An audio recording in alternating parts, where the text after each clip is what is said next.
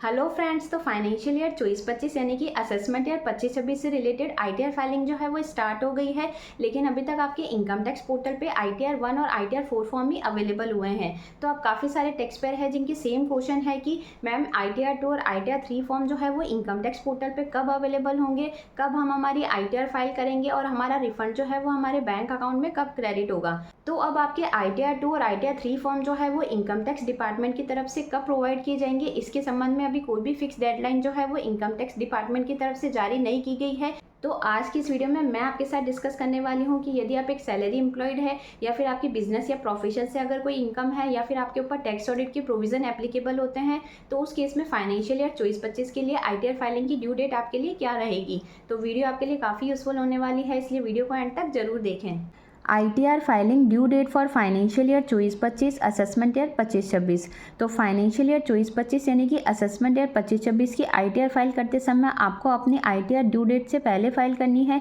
क्योंकि यदि आप इस ड्यू डेट को मिस कर देते हैं और उसके बाद में यदि आप अपनी आईटीआर फाइल करते हैं तो उस केस में आपको लेट फीस और इंटरेस्ट का पेमेंट भी करना पड़ सकता है। तो फर्स्ट है ITR filing due date for salary person. तो अब यदि मान लो फाइनेंशियल ईयर 24-25 में आपको सिर्फ सैलरी से ही इनकम हो रही है, यानी कि आपकी बिजनेस या प्रोफेशन से अगर कोई भी इनकम नहीं है, तो उस केस में आपके लिए आईटीआर फाइलिंग की जो ड्यू डेट है वो 15 सितंबर 2025 है। तो 15 सितंबर 2025 से पहले यदि आप अपनी आईटीआर फाइल करते हैं तो आपके पास ये ऑप्शन रहता है कि आप अपनी आईटीआर ओल्ड टैक्स रिजीम या न्यू टैक्स रिजीम, जिस टैक्स रिजीम में आपका टैक्स कम बन रहा है उस टैक्स रिजीम में आप अपनी आईटीआर फाइल कर सकते हैं। तो इस तरीके से फाइनेंशियल ईयर 24-25 की आईटीआर फाइल करने से पहले आप जहाँ भी जॉब करते हैं तो आपको अपने एम्प्लॉयर से सैलरी सर्टिफिकेट और फॉर्म 16 जरूर कलेक्ट करना है, क्योंकि इसके बेसिस पे आप अपनी आईटीआर इजीली फाइल कर सकते हैं। लेकिन कई बार काफ़ी सारे एम्प्लॉय का ये क्वेश्चन रहता है कि हमारे एम्प्लॉयर के द्वारा हमारी सैलरी की इनकम पे जो टीडीएस है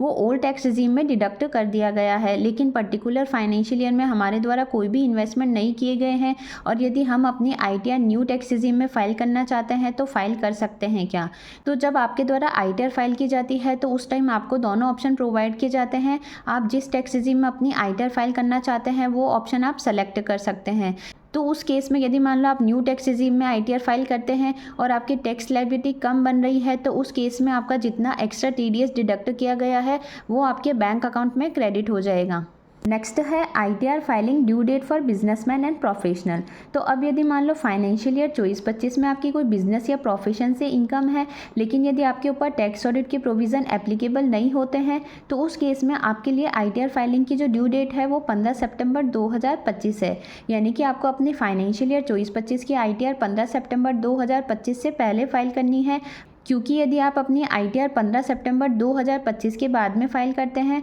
तो उस केस में यदि आपको कोई बिजनेस से लॉस है या फिर आपको शेयर मार्केट में ट्रेडिंग करने से अगर कोई लॉस है तो उस लॉस को आप कैरी फॉरवर्ड नहीं कर पाएंगे। साथ ही जो बिजनेसमैन और प्रोफेशनल है उनको एक चीज़ स्पेशली ध्यान रखनी है कि यदि आप अपनी फाइनेंशियल ईयर 24-25 की आईटीआर ओल्ड टैक्स रिजीम में फाइल करना चाहते हैं तो उस केस में आपको ड्यू डेट से पहले एक फॉर्म होता है, फॉर्म 10IEA। ये फॉर्म आपको ड्यू डेट से पहले फिल करना होता है, उसके बाद ही आप अपनी फाइनेंशियल ईयर 24-25 की आईटीआर फाइल कर सकते हैं। साथ ही जो बिजनेसमैन और प्रोफेशनल है उनको एक चीज़ स्पेशली ध्यान रखनी है कि यदि वो एक बार ओल्ड टैक्स रिजीम से ऑप्ट आउट हो जाते हैं और न्यू टैक्स रिजीम को ऑप्ट इन कर लेते हैं तो वो दोबारा से लाइफ में ओल्ड टैक्स रिजीम को फिर से ऑप्ट इन नहीं कर सकते हैं।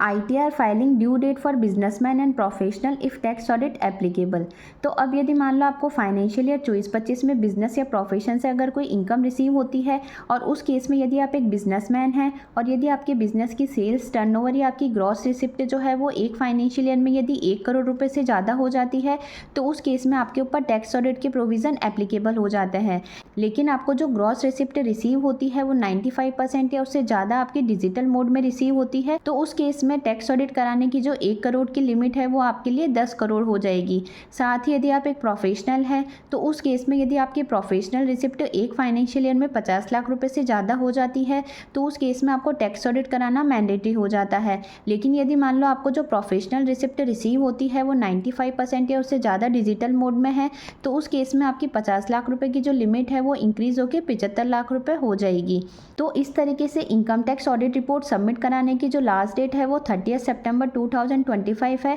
और income tax audit return file करने की जो लास्ट डेट है वो 31 अक्टूबर 2025 है। साथ ही यदि आप इस ड्यू डेट को मिस कर देते हैं तो उस केस में आप अपने बिजनेस के लॉस को कैरी फॉरवर्ड नहीं कर पाएंगे। लेकिन यदि कोई बिजनेसमैन है जिनके ऊपर ट्रांसफ़र प्राइसिंग के प्रोविज़न एप्लीकेबल होते हैं तो उस केस में उनके लिए आईटीआर फाइलिंग की जो ड्यू डेट है वो 30 नवंबर 2025 है। तो इस तरीके से आपको इस ड्यू डेट से पहले अपनी आईटीआर फाइल करनी है ताकि आप अपने लॉस को भी कैरी फॉरवर्ड कर सकते हैं। नेक्स्ट है books of accounts requirement for business and profession. तो फर्स्ट है if business and profession is being carried out by individual और एचयूएफ। तो यदि कोई भी बिजनेस है जो किसी इंडिविजुअल या एचयूएफ के द्वारा किया जाता है तो उस केस में उन्हें बुक्स ऑफ अकाउंट्स कब मेंटेन करना मैंडेटरी हो जाता है। तो यदि उनके पिछले 3 सालों में से किसी भी साल में जो इनकम है वो यदि 2.5 लाख रुपए से ज़्यादा हो जाती है या फिर पिछले 3 सालों में से किसी भी साल में उनका जो टर्नओवर या उनकी जो ग्रॉस रिसिप्ट है वो यदि 25 लाख रुपए से ज़्यादा हो जाती है तो उस केस में इंडिविजुअल या जो एचयूएफ होते हैं उसको बुक्स ऑफ अकाउंट्स मेंटेन करना मैंडेटरी हो जाता है। लेकिन यदि मान लो बिजनेस जो है वो इंडिविजुअल या एचयूएफ के अलावा किसी अदर पर्सन के द्वारा किया जाता है तो उस केस में यदि उनकी पिछले 3 साल में से किसी भी साल में जो इनकम है वो यदि 1,20,000 रुपये से ज़्यादा हो जाती है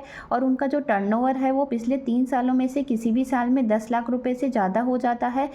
तो उस केस में जो अदर पर्सन होते हैं उनको बुक्स ऑफ अकाउंट्स रखना मैंडेटरी हो जाता है। लेकिन यदि कोई प्रोफेशनल है जिसके द्वारा कोई स्पेसिफाइड प्रोफेशनल सर्विस प्रोवाइड की जाती है तो उस केस में उसे बुक्स ऑफ अकाउंट्स मेंटेन करना तब मैंडेटरी हो जाता है यदि उसके पिछले 3 सालों में से किसी भी साल में इनकम जो है वो यदि 1,25,000 रुपये से ज़्यादा हो जाती है। नेक्स्ट है revised ITR for financial year 24-25। तो अब यदि मान लो आप अपनी फाइनेंशियल ईयर 24-25 की ओरिजिनल आईटीआर ड्यू डेट से पहले फाइल कर देते हैं यानी कि 15 सितंबर 2025 से पहले फाइल कर देते हैं या फिर यदि आपके ऊपर टैक्स ऑडिट के प्रोविज़न एप्लीकेबल होते हैं तो उस केस में यदि आप अपनी आईटीआर 31 अक्टूबर 2025 से पहले फाइल कर देते हैं। लेकिन यदि आपको बाद में लगता है कि आपकी आईटीआर में कोई मिस्टेक रह गई है या फिर आपने रॉन्ग आईटीआर फॉर्म का सिलेक्शन करा है या फिर आपने टैक्स का पेमेंट जो है वो कम किया है या फिर आपके द्वारा इनकम जो है वो कम डिक्लेयर की गई है रिटर्न में तो उस केस में आप अपनी रिवाइज्ड आईटीआर 31 दिसंबर 2025 तक बिना किसी लेट फीस और पेनल्टी के फाइल कर सकते हैं।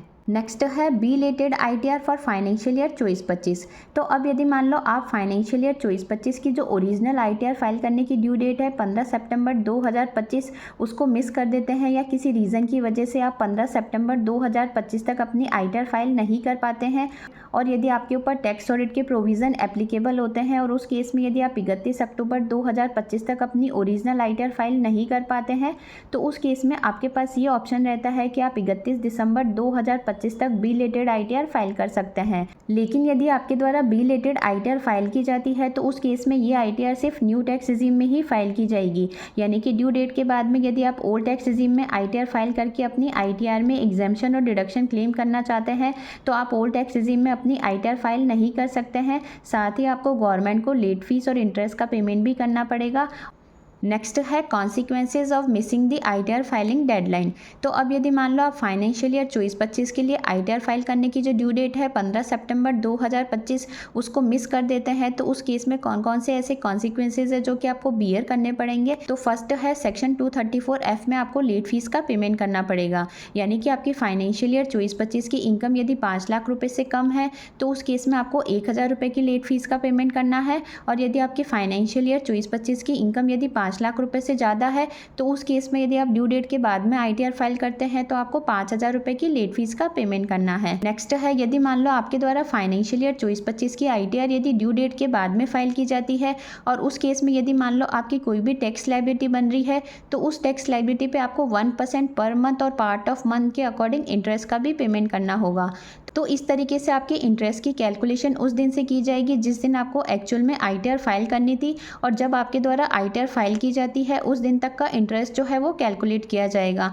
एंड लास्ट है यदि मान लो आप अपनी आईटीआर ड्यू डेट पे फाइल नहीं करते हैं तो उस केस में यदि आपको कोई बिजनेस का लॉस है या फिर शेयर मार्केट में कोई ट्रेडिंग करने से आपको लॉस हो रहा है तो उस लॉस को ना तो आप कैरी फॉरवर्ड कर पाएंगे और ना ही नेक्स्ट फाइनेंशियल ईयर में आपकी कोई इनकम हो रही है तो उस इनकम से आप सेट ऑफ कर पाएंगे। तो इससे लॉस ये होगा कि अगर मान लो आपको फ्यूचर में कोई प्रॉफिट भी होगा तो उस प्रॉफिट में से ना तो आप लॉस को एडजस्ट कर पाएंगे तो उस केस में आपको ज़्यादा टैक्स जो है वो गवर्नमेंट को पे करना पड़ेगा।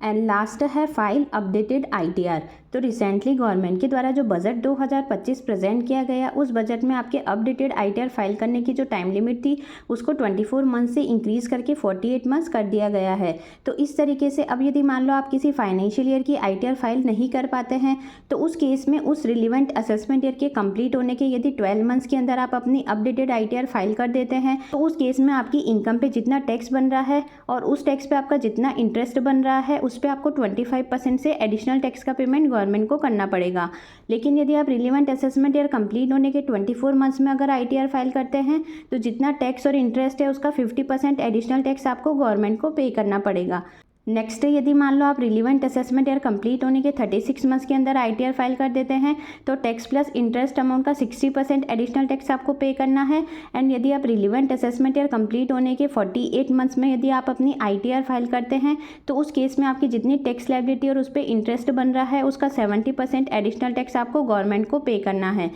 तो इस तरीके से यदि मान लो आप अपनी आईटीआर फाइल करना भूल जाते हैं, तो उस केस में आप अपनी अपडेटेड आईटीआर जितना जल्दी फाइल करते हैं, तो उस केस में आपको उतना ही एडिशनल टैक्स का पेमेंट कम गवर्नमेंट को करना पड़ेगा। इस तरीके से यदि आप अपनी फाइनेंशियल ईयर 24-25 की आईटीआर ड्यू डेट पे फाइल नहीं करते हैं, तो आपको काफ़ी सारे नुकसान भी हो सकते हैं। और साथ ही आईटीआर फाइल करने से पहले आप अपना एआईएस और 26CS जरूर चेक कर लें, क्योंकि आपके द्वारा आईटीआर फाइल करते समय जो इनकम आपके द्वारा रिटर्न में डिक्लेयर की जाती है और जो आपके इनकम टैक्स पोर्टल पर फॉर्म 26CS में या TIS में आती है, उसमें अगर कोई मिसमैच होता है तो उस केस में आपकी आईटीआर डिफेक्टिव भी हो सकती है और आपको फ्यूचर में इनकम टैक्स डिपार्टमेंट की तरफ से नोटिस भी भेजा जा सकता है। इसलिए फाइनेंशियल ईयर 24-25 की आईटीआर फाइल करने से पहले आप इस डेडलाइन को ज़रूर ध्यान रखें और उसके अकॉर्डिंग ही आप अपनी आईटीआर फाइल करें। तो आई होप आज की जो ये वीडियो है वो आपके लिए काफ़ी यूजफुल रही होगी। वीडियो से अगर किसी तरह की हेल्प मिली हो तो चैनल को लाइक, शेयर एंड सब्सक्राइब करना ना भूलें। Thanks for watching.